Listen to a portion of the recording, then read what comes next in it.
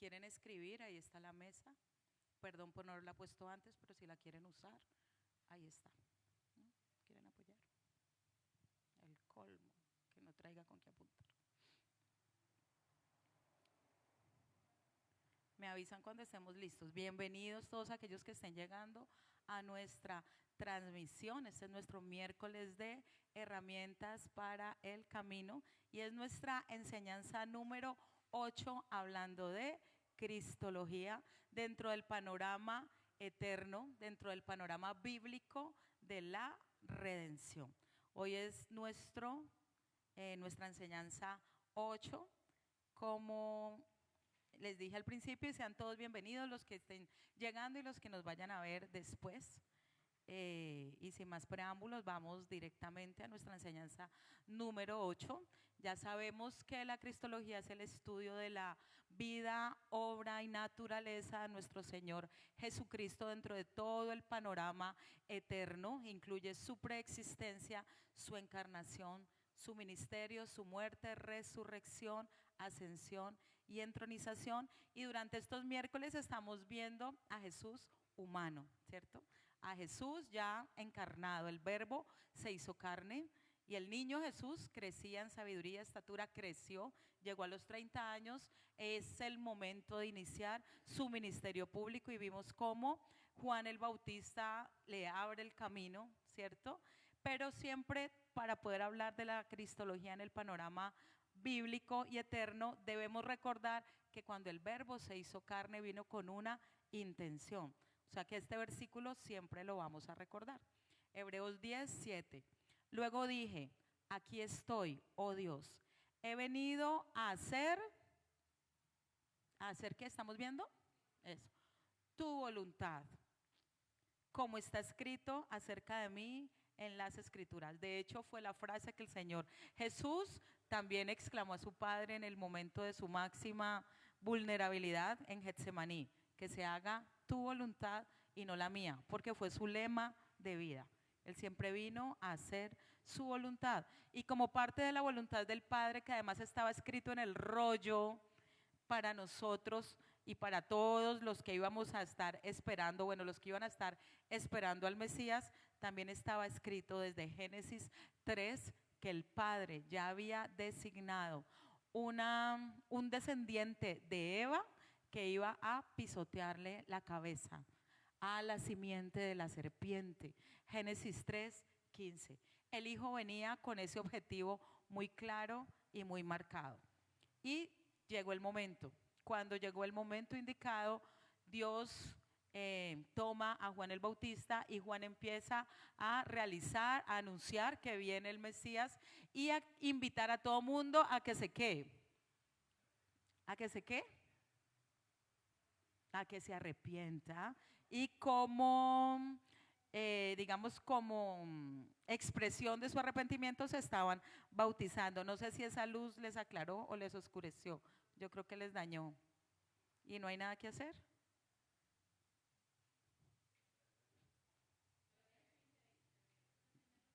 Se ve mejor así.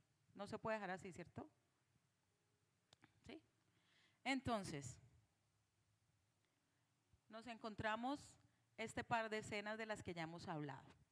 Por un lado, aparece Juan y exalta a Cristo como el Mesías esperado, como aquel de quien él no es ni siquiera digno de desatar el calzado de sus pies, como el Cordero de Dios que quita el pecado del mundo.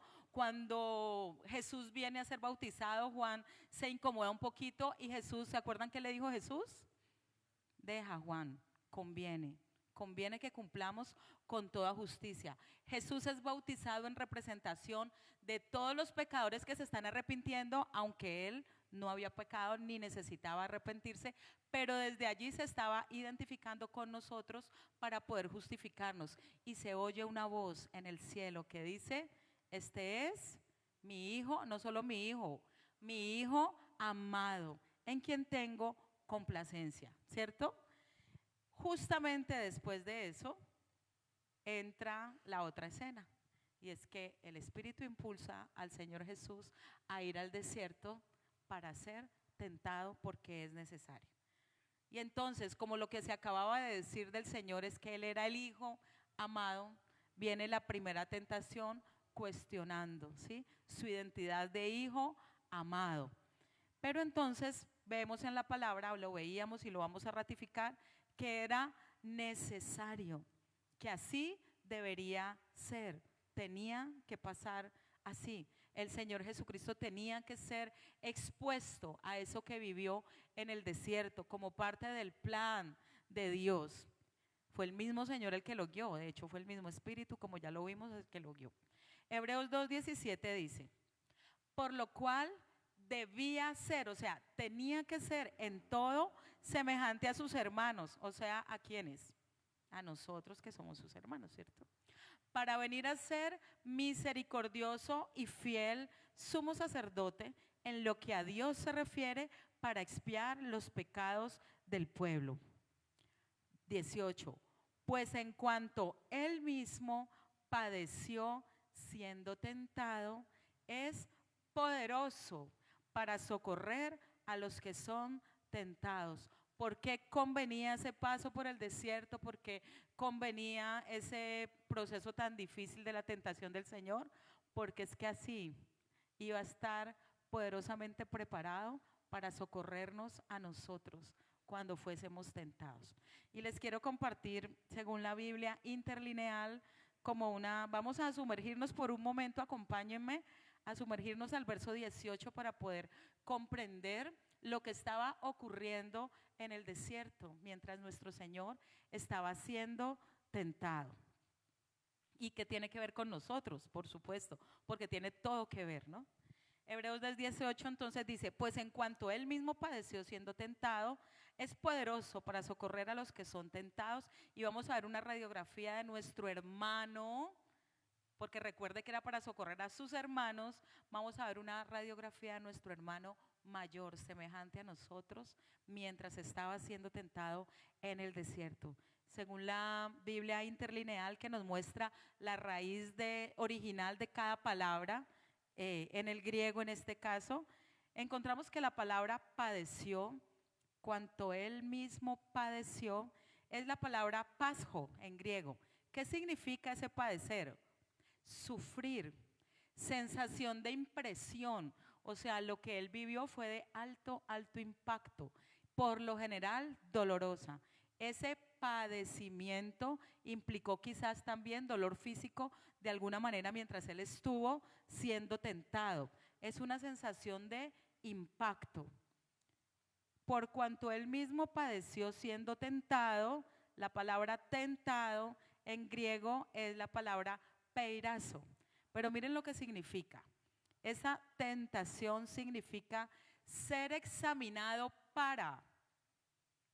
Esa tentación tenía como objetivo examinar al Señor para ser probado objetivamente a través de una incitación. Pero lo era examinando, como cuando tú miras con una lupa, ¿sí?, para ver al detalle lo que hay más al fondo o más adentro o más pequeño. La tentación tuvo también ese objetivo de que el Señor fuera examinado objetivamente para ser probado, y por eso fue incitado. Entonces dice, pues en cuanto él mismo padeció siendo tentado, es poderoso. Esa palabra poderoso en el original griego es dunamai, de ahí viene la palabra dunamis, del poder de Dios. ¿Qué significa poderoso? Totalmente capaz, ¿sí? Por cuanto él mismo padeció siendo tentado, es totalmente capaz. ¿Para qué? Para socorrer.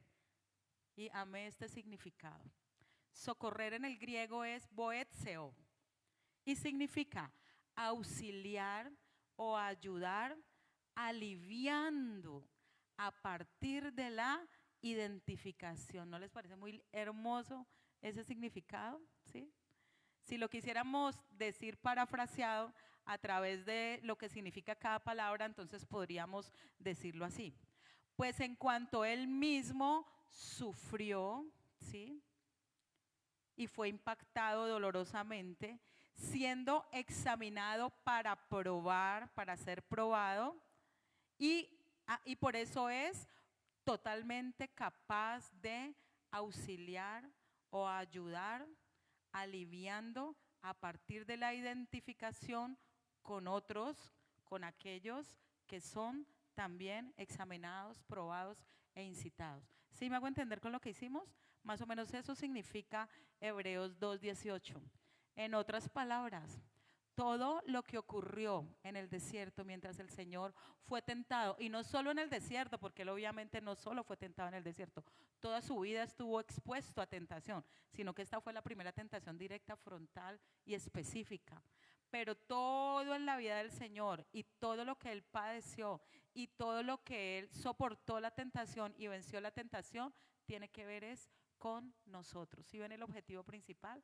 No solo era que él fuera probado en el nombre legítimo de hijo amado de Dios, sino que tenía que prepararse para poder socorrernos, porque él sabía que nosotros, sus hermanos menores, íbamos a necesitar muchísimas veces de ese auxilio, de ese oportuno socorro que nos aliviara a partir de que él se identificó con nosotros. Amén. Eso es como para profundizar un poquito Hebreos 2:18, pero pasemos a la siguiente. Bueno, hay varias cosas que deben ser oficial y públicamente probadas para declarar su autenticidad. Ejemplo, el oro, ¿cierto? La plata y el oro tienen que ser probadas para poder saber si el oro es puro o no es puro. Absolutamente necesario es que el oro pase por el fuego, ¿sí? Por todo un proceso de refinamiento donde todas las impurezas se le van quitando.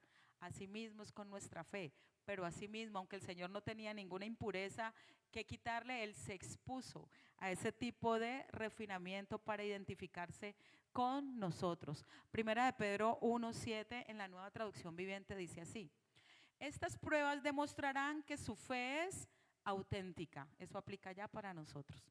Está siendo probada de la misma manera que el fuego prueba y purifica el oro, aunque la fe de ustedes es mucho más preciosa que el mismo oro. Amén.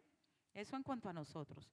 Pero en cuanto al Señor Jesús, que Él por supuesto no necesitaba refinamiento como tal para purificar, pero aún así se expuso a procesos que nosotros también vivimos para poderse identificar. Jesús como hombre tenía que enfrentar al tentador en su terreno. No lo podía enfrentar como Dios, lo tenía que enfrentar como hombre, igualitico de expuesto que Adán, igualito, porque él es el postrer Adán. Y eso que perdió Adán en ese terreno tenía el Señor que recuperarlo en el mismo terreno para que fuera, digamos, una batalla y una victoria legal. Amén. Eso está claro, ¿cierto?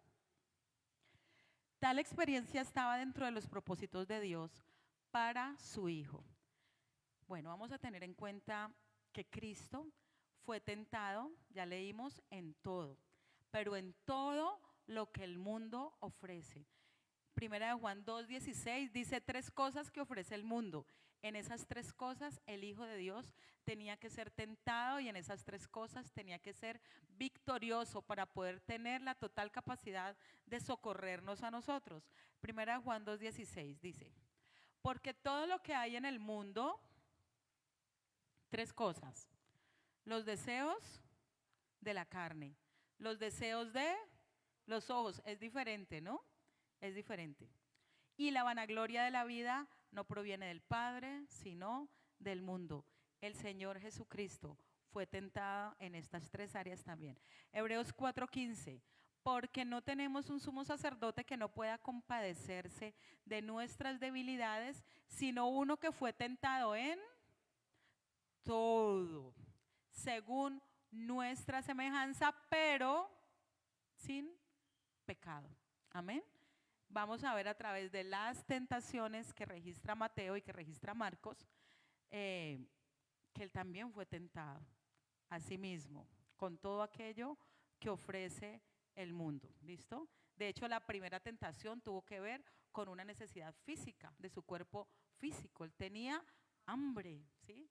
No en vano la tentación tuvo que ver con el pan, con algo físico y material.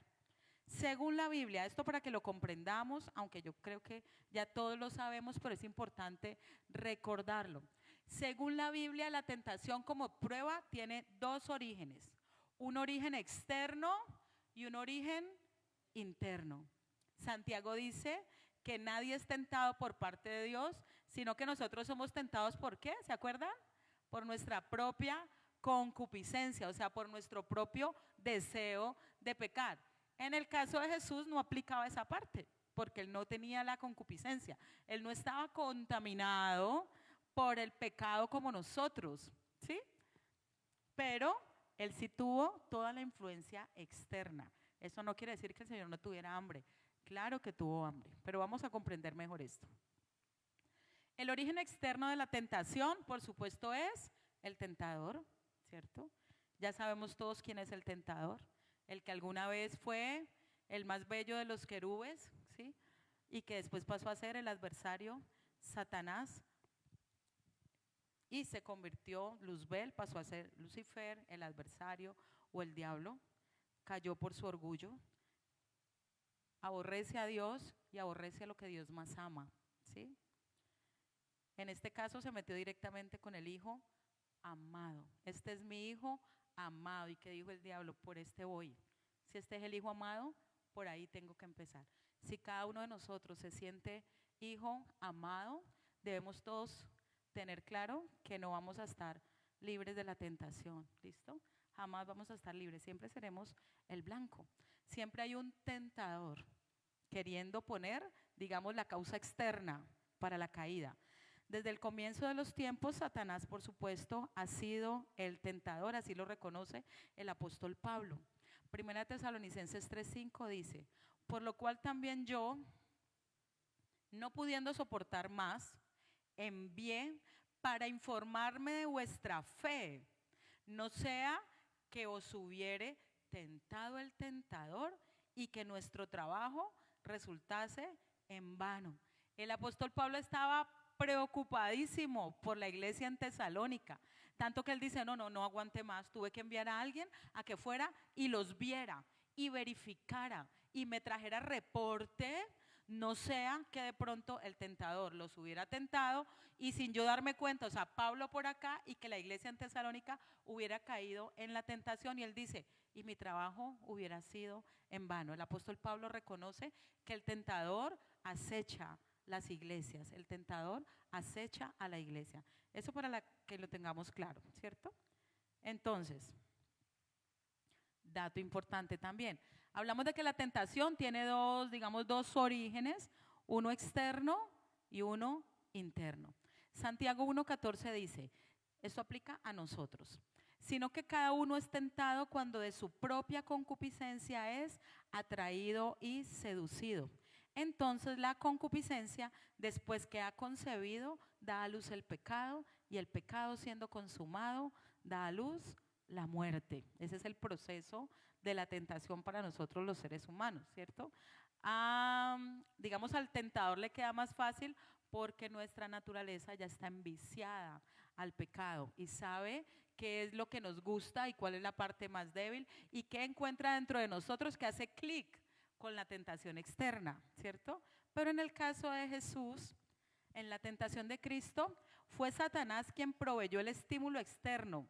Fue un estímulo que no encontró apoyo en su propio corazón, o sea, en el corazón del Señor no hubo nada que colaborara a la intención de Satanás. En su cuerpo, por supuesto, él tenía hambre, en su cuerpo estaba débil, pero en su corazón estaba firme. ¿Sí, sí notamos? ¿Sí? Lo que estoy hablando.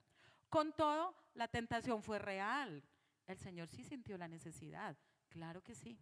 Él estaba débil, él tenía hambre. Él tuvo conciencia de que Satanás lo incitaba a satisfacer esa necesidad y supo que tenía que resistir al tentador y por eso luchó dentro del conflicto. Amén. Y la semana pasada veíamos este primer intento, simplemente lo voy a mencionar para poder seguir a la segunda tentación, donde el Señor es incitado después de 40 días y 40 noches por el tentador para que convierta las piedras en pan. Eso si es hijo de Dios, ¿sí? Si eres hijo de Dios, di que estas piedras se conviertan en pan. Las dos primeras tentaciones del tentador sobre nuestro Señor Jesús se dirigen a probar la veracidad del título de hijo amado, desafiando a Jesús a demostrarlo, ¿sí? Lo primero que le dice es, si de verdad eres el hijo de Dios, pero el diablo acababa de oír que Dios había dicho, este es mi hijo amado, el que me complace. Entonces, la primera tentación incluye la invitación a que el hijo utilice autosuficientemente su poder de hijo. Y uno dice, no, pero eso solo le pasó al Señor Jesús. No. Cuando Dios nos da a nosotros la potestad de ser hechos hijos de Dios, también nos da la potestad de hollar serpientes y escorpiones. Nos da el nombre que es sobre todo nombre, el nombre de su Hijo.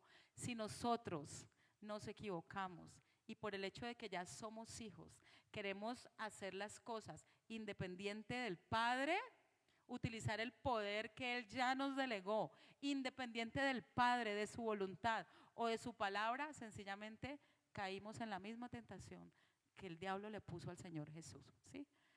La mayor amenaza, el mayor riesgo de esta tentación se llama la autosuficiencia y sigue siendo un riesgo para nosotros muy sutil, pero muy poderoso. Si no estamos bien conscientes, si no estamos bien apercibidos, es facilísimo caer en la autosuficiencia. El Señor Jesús había podido decirle a las piedras, claro, hubiera sido muy fácil, pero ya vamos a ver por qué era tan peligroso. El hijo, según Satanás, el hijo debería utilizar su autosuficiencia por ser el hijo poderoso del Dios poderoso para resolver una necesidad básica, como era el alimento físico que estaba necesitando en ese momento. Pero también veíamos que el pan es un derecho de los hijos y que el Padre desea que le pidamos, porque tiene a manos llenas para darnos. La tentación del diablo fue decirle a Jesús, hazlo por tu cuenta, tú tienes poder para hacerlo. No es sino que tú lo digas y ocurre. Eso hubiera hecho que el Señor Jesús, dejara al Padre en un segundo plano. Tenemos un Padre que ama que le pidamos. Amén. No nos olvidemos de eso. Aunque tenemos el poder, ¿sí? Para llamar, para hablar, mucho cuidado. Mucho cuidado porque hay una delgada línea que nos puede llevar al orgullo espiritual. El Padre anhela que le pidamos. Él sigue siendo soberano. Y aunque nos dio el poder para pedir, ese poder es en el nombre de Jesús. Nunca por nuestros propios méritos o nunca utilizando nuestro autoconvencimiento o el poder de mi palabra. ¿Quién dijo eso? Lo que tiene poder es la palabra del Señor. Cuando está en nuestra boca, ella causa el efecto. Pero no es el poder de mi palabra, es el poder de su palabra. Amén. Si se nos olvida eso, facilito, podemos cruzar la delgada línea y terminar haciéndolo todo en nuestras fuerzas, a mi manera, a mi voluntad, según mi criterio, según mi deseo y mi anhelo. Por eso el Señor le responde al diablo, escrito está, no solo de pan vivirá el hombre, sino de toda palabra que sale de la boca de Dios. Es decir, no me voy a dejar guiar por la necesidad física como si fuera la necesidad primaria, porque hay una necesidad mayor y es escuchar tu palabra, es vivir por tu palabra. Más allá de mi necesidad puntual, el día de hoy física está la necesidad mayor, que es vivir por su palabra. Y el Señor Jesús se lo dejó muy claro al enemigo. ¿Dónde está ese escrito? Está, ya lo leímos en Deuteronomio 8, ¿cierto? Deuteronomio 8:3. Entonces, volver las piedras pan, meditemos por última vez en este caso. Eso no era nada escandaloso. ¿Qué tendría de malo? Se veía legítimo. Pero si Jesús hubiera caído en esta tentación, Dios habría pasado a tener una importancia secundaria en el obrar del Hijo. Y eso sí, hubiera sido ilegítimo, completamente ilegítimo para su ministerio. Mejor dicho, del desenlace de esta escena en el desierto dependía nuestra salvación. Porque el Señor, con un poquitico de autosuficiencia, hubiera relegado al Padre a un segundo lugar y se hubiera tirado por completo el objetivo que él mismo diría con sus labios después. Eso sería ilegítimo. Miren lo que dijo el Señor tan bello. Juan 5:19. Entonces Jesús explicó, les digo la verdad, el Hijo, mire qué hermosura, no puede hacer nada por su propia cuenta.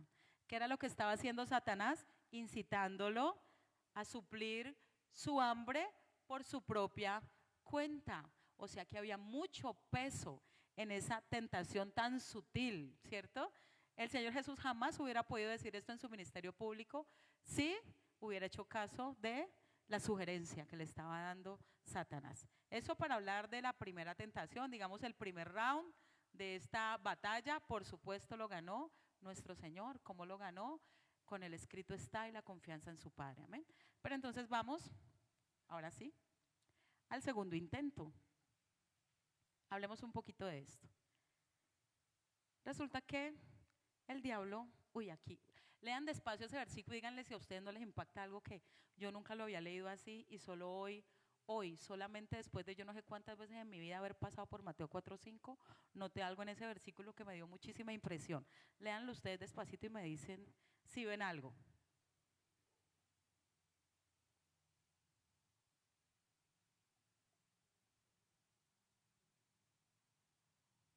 Mientras me tomo el vasito con agua, aprovechen.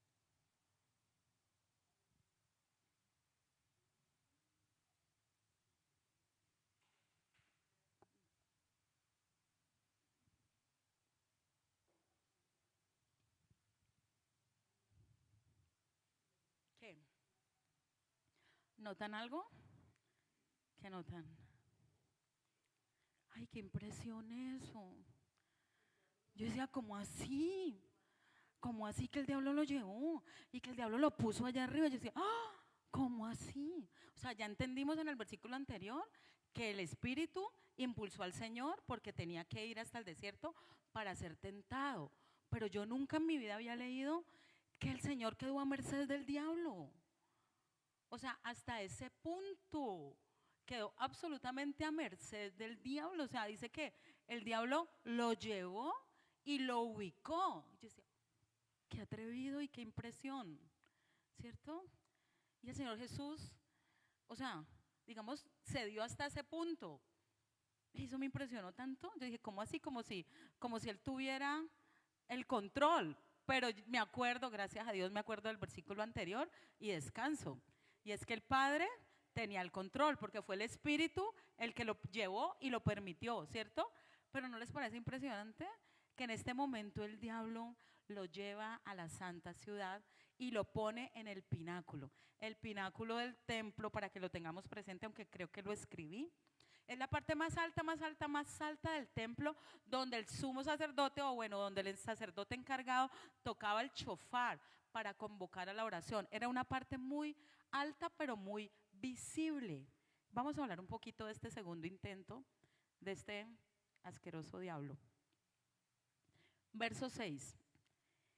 Otra vez, y le dijo, si eres hijo de Dios, échate abajo. ¿Qué tal? ¿Pero por qué? Porque escrito está. El enemigo, damas y caballeros, aunque esto ya lo sabemos, se conoce la Biblia, ¿sí? Sabe lo que está escrito. Qué vergüenza que se sepa más la Biblia que nosotros, seguramente los que sí somos hijos. Eso es vergonzoso, pero creo que se sabe más lo que está escrito que muchos de nosotros que somos sus hijos, los hijos del Padre, pues, de Dios. Escrito está. Y le menciona por allá un pedazo del Salmo 91 revuelto con un pedazo de otra parte de la Biblia. Bueno, hizo un menjurje. Sin embargo, el Señor reconoce, porque cuando le responde le dice, es que escrito está también. O sea que el diablo sí estaba citando realmente la escritura. Estaba citando el famoso Salmo 91 que muchos tienen por años abierto con la página oscura ahí, envejecida, empolvada, pero sin revelación. El diablo estaba mencionando un pedacito de ese salmo y le dice, escrito está, que a sus ángeles mandará acerca de ti y en sus manos te sostendrán, eso es de otra parte, para que no tropieces con tu pie en piedra. Notemos por un momento la estrategia de Satanás. Recuerden que la primera tentación estaba invitando al Señor Jesucristo a que actuara independientemente del Padre, ¿cierto?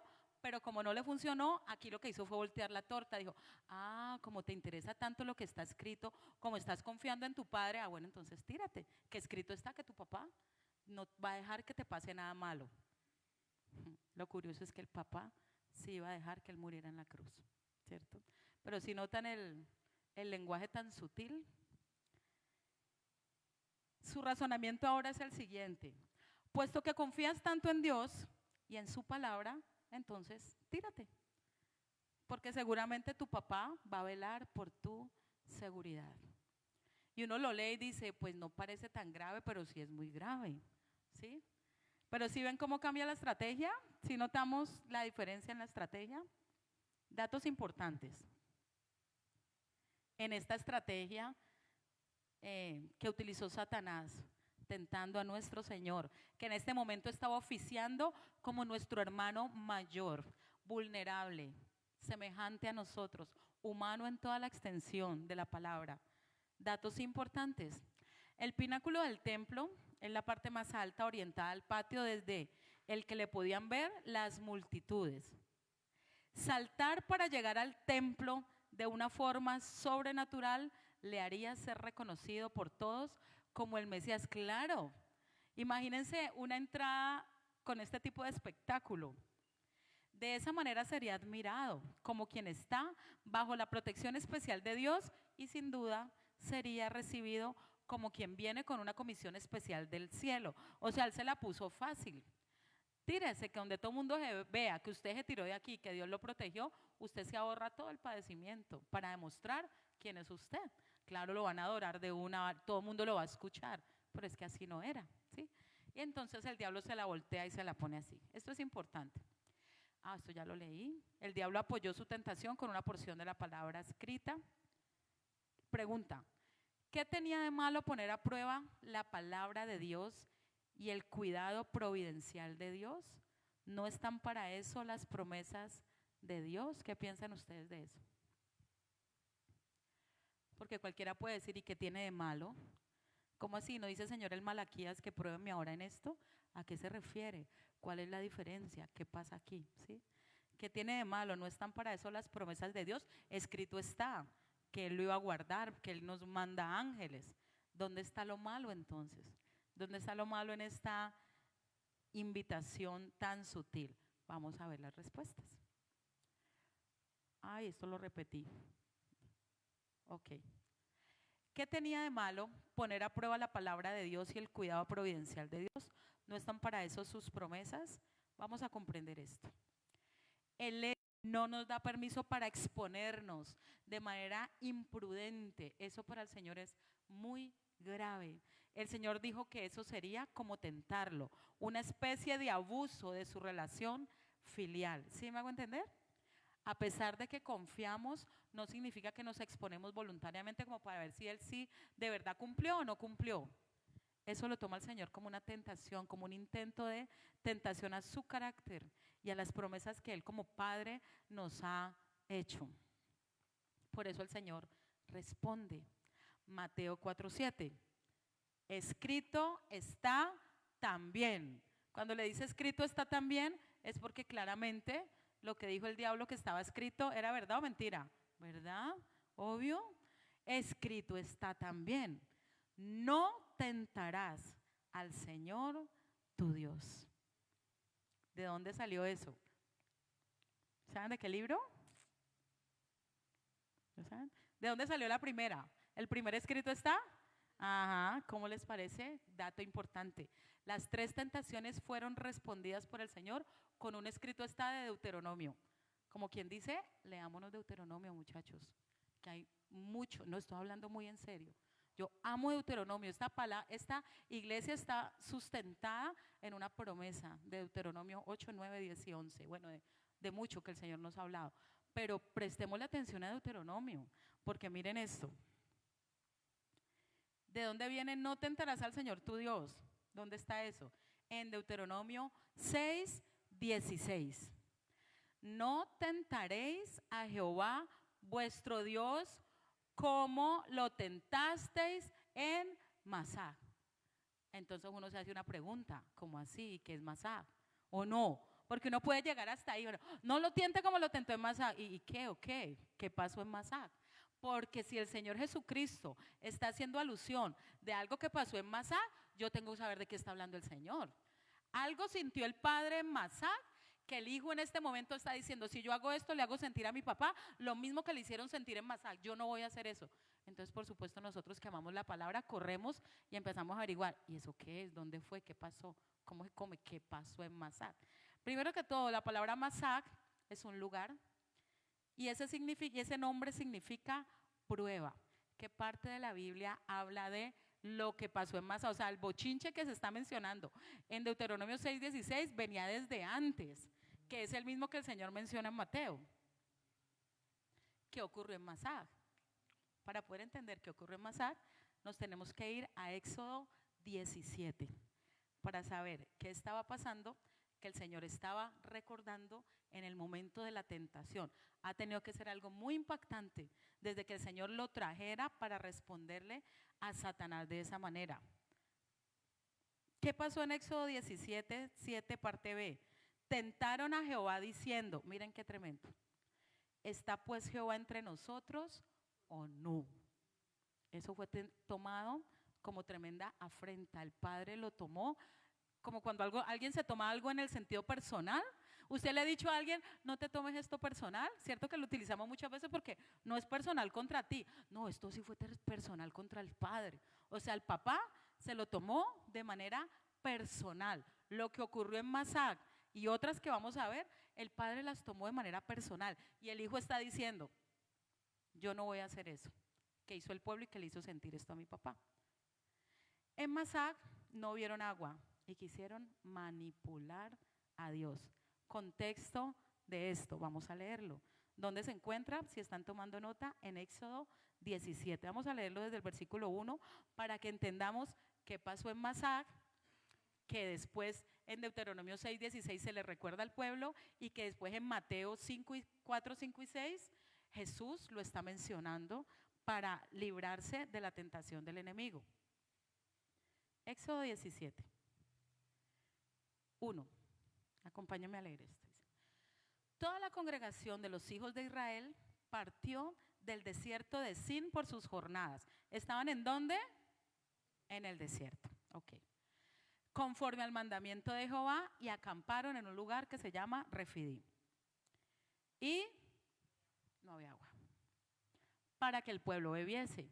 Curiosamente el Señor Jesús tampoco había tomado agua. Para que el pueblo bebiese. Verso 2. Y altercó el pueblo con Moisés y dijeron, danos agua para que bebamos. Y Moisés les dijo, ¿por qué altercan conmigo? O sea, ¿por qué me pelean ustedes a mí? Ay, Jesús, pobrecito en un desierto y este pueblo pues obligándolo a que les diera agua. Y miren lo que el Señor, lo que Moisés les dice. ¿Por qué tentáis a Jehová? Y entonces yo estaba leyendo y yo no, yo tengo que entender mejor esto. Verso 3, sigamos. Así que el pueblo tuvo allí sed y murmuró contra Moisés. Miren todo el contexto que está a raíz, bueno, o alrededor de la expresión tentar a Dios. ¿Listo? Préstenle mucha atención a lo que estamos leyendo. Y murmuró contra Moisés y dijo, ¿por qué nos hiciste subir de Egipto para matarnos de sed? A nosotros, a nuestros hijos y a nuestros ganados. Ustedes se acuerdan que la semana pasada leímos un fragmento del Éxodo donde no tenían sed, sino que tenían. ¿Y qué le dijeron a Moisés? ¿Por qué nos hicieron subir de Egipto para matarnos de hambre en este desierto? Y ahí fue cuando el Señor les dio el maná. Fue después del berrinche, pero no fue que el Señor quedara satisfecho con el berrinche. En su misericordia les dio el maná. Pero era un modus operandi de este pueblo.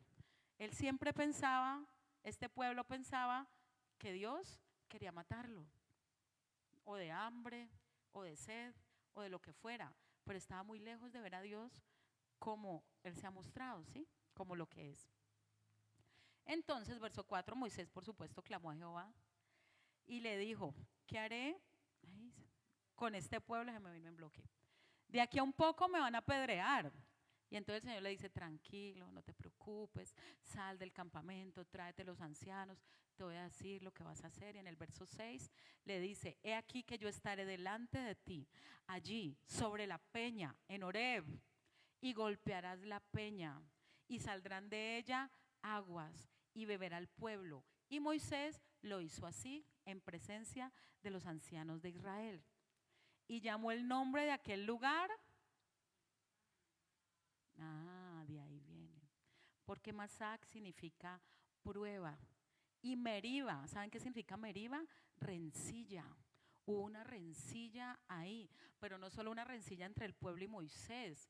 Hubo un altercado directamente contra Dios, donde Dios se sintió tentado por la actitud de este pueblo.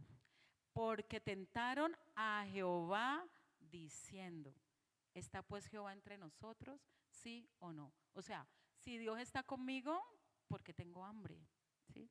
Si Dios está conmigo, porque tengo sed. Si Dios está conmigo, porque no me protege si yo me tiro, ¿sí? Un montón de preguntas infantiles y de argumentos inmaduros que muchas veces tenemos nosotros los hijos de Dios. Entonces, ese era el patrón de comportamiento y de actitud de un pueblo muy rebelde que tentó a Dios. Y fue de tan alto impacto que el Señor Jesucristo por allá en el pináculo del templo se lo menciona a Satanás y le dice, no, no tentarás, escrito está que no hagas eso, que yo no voy a hacer eso, escrito está que no voy a tentar a mi Padre.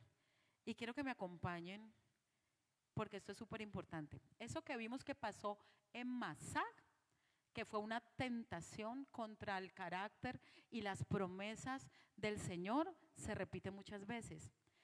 Hebreos 3:16. ¿Quiénes fueron los que habiendo oído le provocaron? ¿No fueron todos los que salieron de Egipto por mano de Moisés? ¿Y con quiénes estuvo él disgustado 40 años? Wow, este versículo. ¿Saben por qué me impresiona? Porque el corazón del Padre sí estuvo disgustado, pero no con ese tipo de disgusto que te provoca venganza, ¿sí? Sino como, claro, eran sus hijos. Él los veía como sus hijos. Le dolió. Sin embargo, ¿cuándo les faltó calzado? ¿Cuándo les faltó comida? ¿Cuándo estuvieron expuestos a merced de sus enemigos? Durante estuvieron en el desierto, jamás. Pero ese pueblo durante 40 años se portó así. Números 14:22, miren lo que dice. Todos los que vieron mi gloria y mis señales que he hecho en Egipto y en el desierto y me han tentado, ¿cuánto?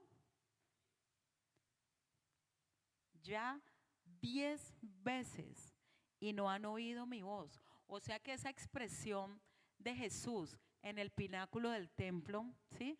Cuando dice no tentarás al Señor tu Dios y hace relación a lo que pasó en dónde, eso, se repitió 9 veces más.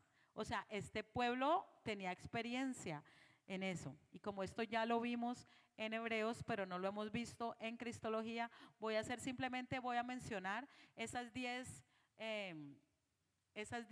motivos, esas 10 tentaciones. Para los que no lo tienen puedan tomar nota. Listo, ya ustedes con más calma lo van a estudiar en sus casas, pero se las voy a mencionar. Fue un estudio que hicimos en Hebreos el año pasado bastante profundo, pero quiero traerlo a colación porque me impacta muchísimo. Eso que pasó en Masac fue solo una de las 10 veces. Lo primero que hizo este pueblo, que hizo sentir hacia el Padre, ocurrió en Éxodo 14 del 11 al 12. Queja y murmuración saliendo de Egipto ante el Mar Rojo. Acaban de ser libres de Egipto, ¿sí?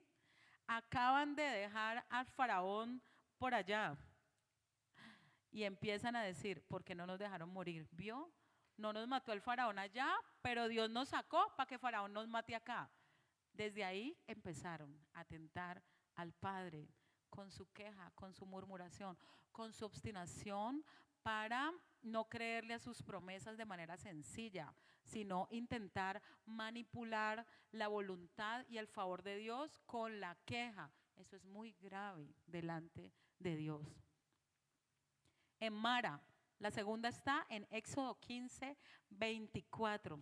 ¿Se acuerdan que estaban en el desierto con mucha sed y se encontraron agua y se pusieron felices hasta que, oh sorpresa, probaron el agua. Y el agua estaba amarga. Y bueno, ahí se armó otro alboroto y otra vez se quejaron y otra vez murmuraron. La queja y la murmuración son como el patrón repetitivo a través del cual este pueblo tentó a Dios. Y tiene mucho que ver con lo que Jesús le estaba diciendo a Satanás durante la tentación. Tercera ocasión, está en Éxodo 16, del 1 al 3. Queja y murmuración, porque tuvieron hambre en el desierto de Sin. Esto ya lo vimos. Después de esto, cuando ellos dicen, ojalá nos hubiéramos quedado por allá en Egipto, donde pues no, Faraón nos daba comidita, y aquí este Dios vino y nos vino a hacer morir del hambre. Y bueno, entonces el Señor les da maná, y uno suspira de ver la paciencia del Señor, y dice, no, mejor dicho. Cuarta vez, resulta que Dios les da maná, Éxodo 16, 20. Y les dice algo así, parafraseando, pues no lo vamos a leer, pero ustedes como son tan juiciosos y están tomando nota, ustedes van a hacer la tarea de mirar cuáles son esas 10. Resulta que Dios les dice, le voy a dar el pan vuestro de cada día. Hoy les voy a dar maná. Recojan el maná que necesitan para que coman ustedes, sus familias, se sacien, pero no guarden para mañana, que mañana yo soy el que les va a dar el maná, ¿sí? ¿Qué hizo el pueblo? Qué cosa tan dura no poder confiar, ¿cierto? No, porque de pronto el Señor lo dijo, pero se le olvida. Entonces a nuestra manera intentamos acumular.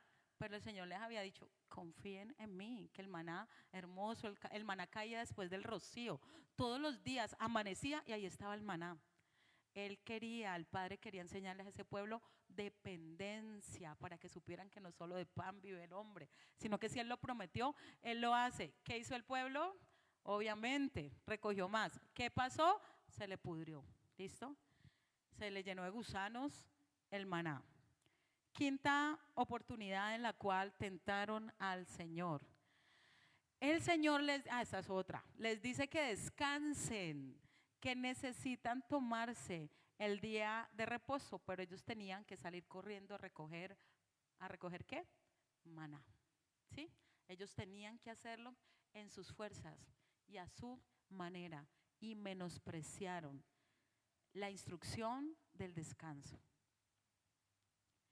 6. Queja y murmuración por sed en Masad. Esta fue la que mencionó el Señor. ¿Se acuerdan que les dije que eran 10? Y una de esas es la que se refiere a Masad, que ya sabemos a qué se refiere. Se quejaron de que tenían sed y el Señor les dio agua de la roca. 7. ¿Cómo ofendieron al Señor? Construcción y adoración del becerro de oro. ¿Listo? Dios le está dando instrucciones a Moisés y deja encargado a Aarón.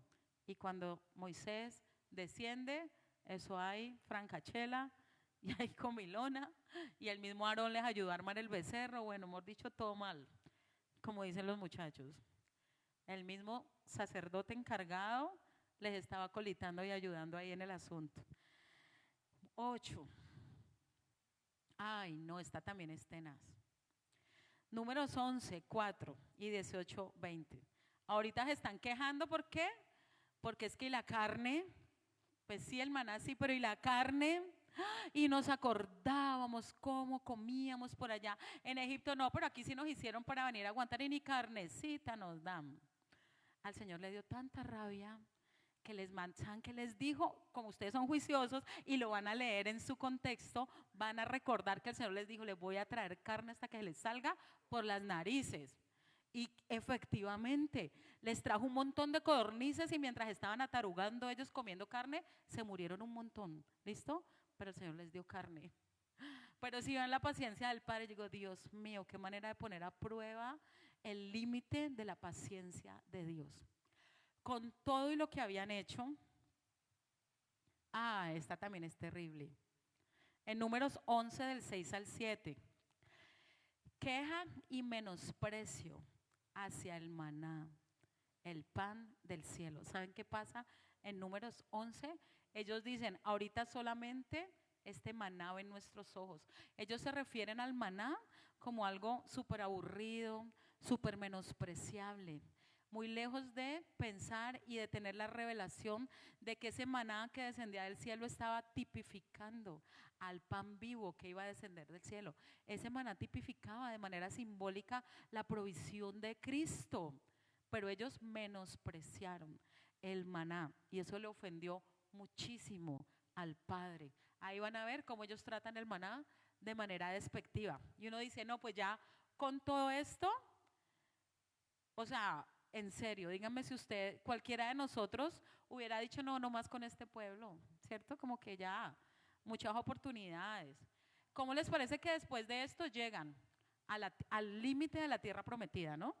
Llegan porque el Señor sigue fiel con todo lo que ha aguantado y en medio de sus berrinches y en medio de que el Señor le ha dolido lo que ha ocurrido, les dio pan, les dio agua, les dio comida, les dio protección y les dio la promesa de que ya era el momento de pisar la tierra y de conquistarla. Y entonces les da permiso para que manden los espías. Pero ya, es que ya habían llegado, ya estaban ahí, estaban a un paso de tomar la tierra y este pueblo, o sea, rebosó la copa y ya sabemos lo que pasó. Fue tan impresionante, aquí está, menospreciaron la tierra prometida. Números 14 del 1 al 4. El pueblo lloró toda la noche cuando vinieron los reportes de los 10 espías a decir, no, esa tierra es muy bonita, por eso está lleno de gigantes, muchos nos van a comer como si nosotros fuéramos langostas o pan, o ellos langostas y nosotros pan.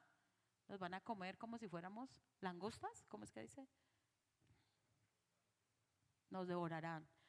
Ellos menosprecian la tierra prometida porque se dan cuenta que tienen que enfrentar gigantes en la tierra prometida. ¿Qué era lo que esperaba el Padre? Por supuesto que ellos creyeran a la promesa y que dieran el paso. Dios ya les había prometido esa tierra. ¿Qué ocurre después de eso? Esta gente hace un berrinche horrible. A punto de pisar, empiezan a hacer un complot para devolverse para Egipto. Imagínense, es que levantemos otro líder, otra vez tirando al piso al líder actual. Ellos querían otro líder, ellos querían asignar a alguien que los devolviera a Egipto en la puerta de la tierra prometida. Y eso sí fue la tapa. ¿Qué dijo Dios aquí? Les dijo, ok. Ustedes no se han pasado sino diciéndome que yo los saqué de Egipto para matarlos en el desierto, para que se murieran aquí. Ustedes no han hecho sino tentarme 10 veces, me han tentado ya 10 veces. Esto está en Números 14. Este es todo el contexto de la tapa, pues de la gota que rebosa la copa. Y entonces les dice, entonces todos ustedes, menos sus niños y sus chicos menores de 20 años, todos se van a morir conforme a lo que han hablado con su boca, a su quejabanza diaria. Eso es lo que ustedes han dicho todo el tiempo por su boca, eso es lo que van a vivir. Por eso esta gente murió en el desierto. ¿Por qué no cogen Ellos dijeron, ojalá muriéramos en la tierra de Egipto o en este desierto. Ojalá muriéramos. ¿Y por qué nos trae Jehová a esta tierra para caer a espada? Y que nuestras mujeres y nuestros niños sean por presa. ¿No nos sería mejor devolvernos a Egipto? ¿Qué tal esa? Cuando el Señor Jesús dice no tentarás al Señor tu Dios, por supuesto Él está haciendo alusión al patrón repetitivo del pueblo de Israel en el desierto que causó ese sentir en el corazón del Padre. Y el Señor lo trae a colación. Todos los mayores de 40 años mueren en el desierto y ahí es donde empiezan a contar los 40 años, ¿sí? Ahí empezaron a dar vueltas 40 años hasta que ya la segunda generación pisó la tierra prometida. ¿Por qué vimos todo esto? Porque tiene todo que ver con lo que está ocurriendo con Jesús allí en el pináculo del templo y porque tiene todo que ver con nosotros. Ellos, en lugar de responder con una actitud de confianza en Dios, reaccionaron con actitudes de incredulidad, muchas gracias, y desafío, poniendo en duda la presencia y las promesas de Dios. Usted va a volver a leer esto despacito y vamos a hacernos un autoexamen. ¿Será que son solo ellos o será que nos pasa? ¿Nos ha pasado o nos pasa a nosotros también? ¿Sí? Este tipo de actitudes son consideradas como una afrenta al Padre.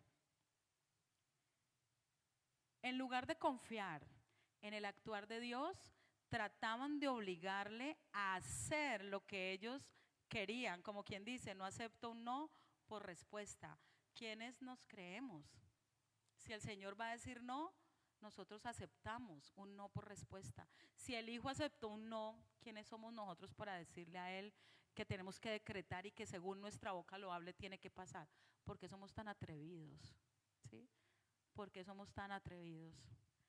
Este pueblo a través de la manipulación intentó chantajear moralmente. O sea, si Dios me ama, me dará lo que yo quiero, pues porque yo soy su hijo. Hay una delgada línea entre el orgullo y la verdadera revelación de lo que significa ser hijo a la manera del hijo. Amén. Siempre será un pecado poner a prueba a Dios para ver hasta dónde podemos obligarle a actuar. Repito esto que acabo de leer.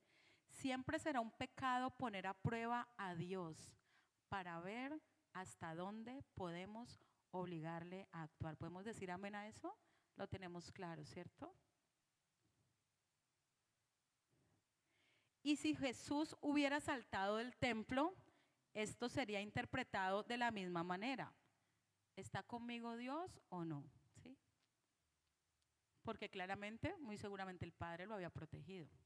Pero esa no podía ser jamás la intención, y menos motivada por el diablo, y menos pues con la, ¿cómo se llama? Con la espinita que ya llevaba el diablo de hacerle recordar a Dios lo que había sentido con el pueblo de Israel, pero a través del Hijo amado en el cual tenía complacencia. Era muy delicado, pero gracias al Señor por su entereza, nuestro hermano mayor. El segundo round también fue vencido para nosotros. Amén. Vencido para poder socorrernos a nosotros también. Note que aunque no fue una tentación súper agresiva, era muy delicado, ¿sí? Fue una tentación muy sutil y muy delicada.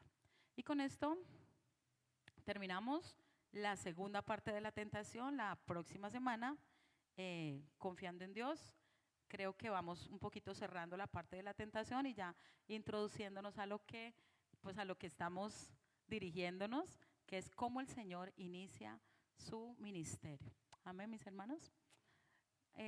Aprendimos, recordamos, ¿sí? Podemos aplicar lo que hemos visto hoy. Yo creo que todo es aplicable, todo es aplicable. El Señor nos ayude a retener, pero no solo retener en la mente y en el cuaderno, sino a comprender que es práctico, ¿sí? Que es aplicable a nuestra vida práctica, que el Hijo fue tentado para poder socorrernos, porque también seremos tentados, ¿sí? No es por si de pronto el tentador nos tienta, no, es para cuando el tentador venga a tentarnos, porque da por hecho de que va a ocurrir, pero Él fue victorioso para poder socorrernos y darnos la victoria también a nosotros. Amén. Bueno, vamos a orar. Les invito a que nos pongamos en pie un momentico, nos estiremos un poquito. Papá, gracias nuevamente por tu palabra preciosa, hermosa, amada. Gracias, gracias. Tu palabra es un deleite para nuestro ser.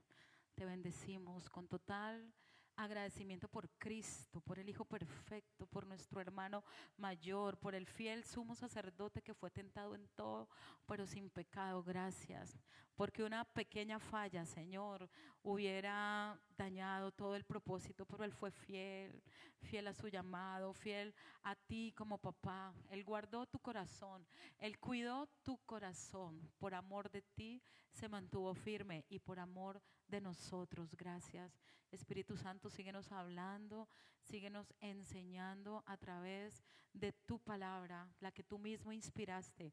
Háblanos en esta noche, háblanos durante el día, toda la semana háblanos, papá, y enséñanos a ser no solo oidores, sino hacedores de todo aquello que nos estás enseñando. Queremos que tu palabra quede de verdad tatuada en las fibras de nuestro corazón, en las tablas, Señor, del corazón nuevo que nos has dado, para que podamos estar firmes ante las acechanzas del diablo, escondidos en la victoria de Cristo, que expuso a los principados y a las potestades, triunfando sobre ellos en la cruz del Calvario. El Cristo vino a aplastarle la cabeza a Satanás. Gracias por la obra completa. Gracias porque Él lo logró para que nosotros podamos hoy caminar en victoria. Gracias, papá. En el nombre de Jesús te bendecimos por siempre y para siempre. Bendice a mis hermanos, a los que están aquí, a los que están en la transmisión. Guárdalos, protégelos, háblanos a todos. Síguenos hablando, te lo pedimos, y enséñanos. Llévanos hasta la medida del varón perfecto, de tu Hijo precioso, papá. En el nombre de Jesús te lo pedimos. Amén y amén. ¿Todavía están? ¿Todavía están? Mis hermanos lindos, los que están conectados, un abrazo para ustedes. Se les ama mucho. Nos vemos mañana en el devocional. Venga, los anuncios. Ay, mañana es festivo. No nos vemos mañana en el devocional, pero nos vemos el sábado en nuestro servicio. Bueno, el viernes sí hay devocional, pero en nuestro servicio de fin de semana, nuestra experiencia de fin de semana va a ser el próximo sábado por motivo del día sin carro, 6 de la tarde. Va a ser un servicio evangelístico muy poderoso, de verdad muy especial. Es la oportunidad perfecta para que traigamos invitados y ayúdennos a orar por eso, porque hay sorpresas para ese día. Amén. Un abrazo para todos, Dios les guarde y se les ama. Chao.